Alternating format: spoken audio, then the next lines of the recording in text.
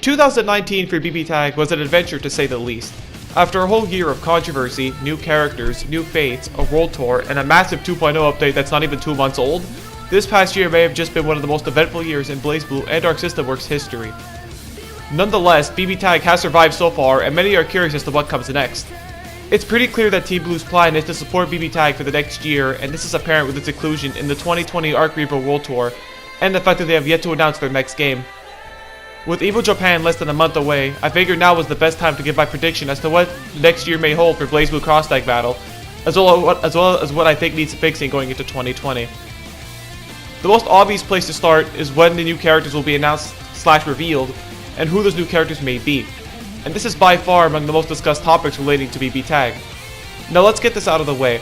We will be getting more characters for this game. That much is undeniable. Like I said earlier, Team Blue's plan is to support this game for a whole year, and in the year 2020, that's practically impossible without new characters to keep people interested. With that being said, let's start talking about when we could expect our next announcement. Now, the most obvious answer here would be EVO Japan, and I do believe this is when we will be getting our next character announcement.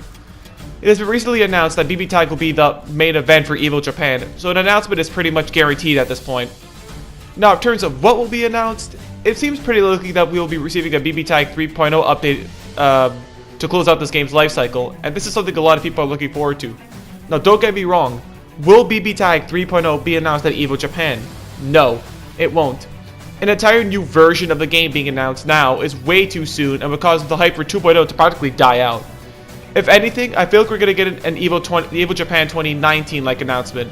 Well, we're getting a character pack announcement, but no more near this last year's size of EVO 2019.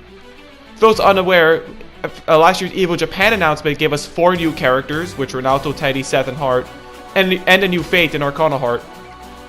This year, I'd say that no more than 4 or 5 characters would be announced, and maybe a tease that a new fate is coming. Not what the new fate is, mind you, but just a tease that a new one is coming. Now, who actually does end up getting announced is up in the air, with data might leaking over 80 characters.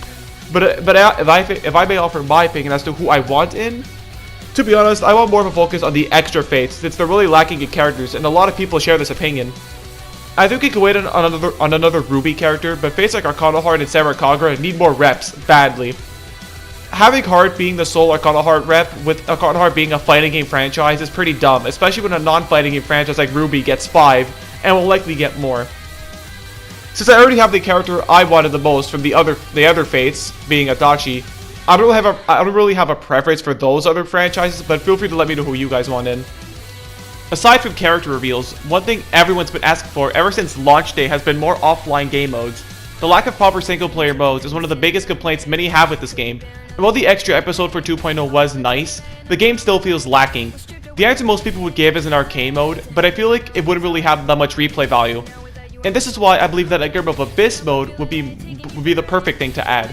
The RPG-like mechanics like leveling and equipment gave CF tons of replay value, so just imagine that with a second character to add to the list. The gallery mode also needs a complete overhaul since it's useless in this game with nothing to buy.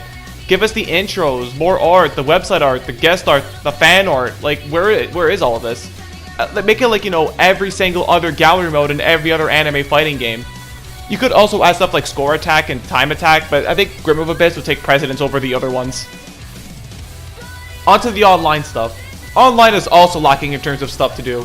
Lobbies are really boring, and I find it odd that you can't just matchmake while in training mode for players like in rank, because let me tell you, if that existed, I would never use lobbies, ever. I think lobbies themselves need fixing too. Let's start with the way it's presented. For one, you have way too many servers that never ever get used, and just seeing a bunch of zeros kinda looks bad. I would also like servers to be separated by region instead of numbers, kind of like Grand Blue Fantasy Versus, but more specific. Ethernet can only do so much when the person I'm playing against lives across the fucking continent from me, so at least knowing where my potential opponent is beforehand would be a huge help. It doesn't even have to be anything overly complex, just a simple NA East, NA West, and NA Central would be fine. Just enough for me to get some kind of idea as to what the connection will be like, because distance is a factor when it comes to this. Even then, this will never happen, but GGPO would be nice, or at least rollback, or at the very least, get rid of this utter trash you guys call a netcode, because this is something the entire FGC has been discussing for a while, not just BBTAG. I've also heard that lobbies on PC are especially bugged, so those should be fixed right away. Those worried about this idea limiting player base should be nullified if crossplay were to ever be a thing, and I think this is something our system works and Sony, because they're the biggest challenge when it comes to crossplay, should really look into, because if done right, this is something that could revolutionize fighting games, not just BBTAG. And this could help give PC and Switch users more of a player base to play against, because PC and Switch doesn't exactly have the biggest player base when it comes to BBTAG. Also, squares need to go. Just completely. Get them out of the game. They're dumb. As a substitute, I make you able to see how many wins the person has before you fight them, as well as what kind of connection they're using, like Wi-Fi or Ethernet, like in Mortal Kombat 11, where in that game, when you're matchmaking, you can actually see what kind of connection the person's running, Wi-Fi or Ethernet, which, again, will lead to a bunch of avoiding, admittedly, but I think I'd rather have that than just lagfest 24/7, which BBTAG lobbies currently are. People have also discussed things like tag team and event modes every week, like other fighting games, and while those sound cool, aren't very likely to happen, I think just fixing the core game should take precedence. Also, for God's sakes, our system works. Fix this damn placeholder you guys call a character select screen. We've been asking for a new one since we first saw it way back when BBTAG was first announced. The box in the middle in specific is what needs fixing. You can't even see every character. Look, if we're gonna keep the box setup, one thing you can do is change the etc bar and place the extra fates there, while mapping the etc functions, which would be random selecting the controls, to buttons. I'll also remove the franchise logo from the bar and move it to behind the character's portraits Jumbotron style, because this would at least make room for more characters to fit on it.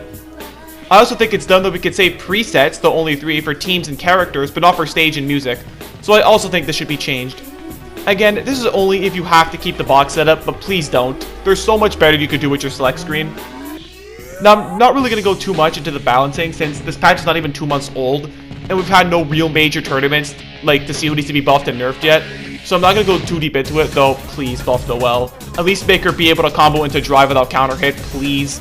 Oh, and buff Kanji too, because Kanji mains are just insta-depressed 24/7. Well, I think that's pretty much everything. I'm not going to go too much into the World Tour because we know so little about it, but I definitely expect to see the first event for it, or at least more info about it, to be announced at EVO Japan, so you can look forward to that. Frosty Faustings is right around the corner, however, and will run from January 17th to the 18th, so we'll get our first taste of Competitive 2.0 then, which is what, in 4 days? Well, anyway guys, that's all. Thanks for watching. I hope you enjoyed, and I hope I didn't leave anything out. Be sure to play BBTAG if you haven't so far, and if you're considering it. It's an amazing game that I'm sure is going to see nothing but growth in 2020, and I can't wait to be there for every step of the way. This game means so much to me, and I want the same feeling for you when, who knows, maybe your franchise might make it in. Well guys, I'm rambling now again. Regardless, I'm off, and stay cool.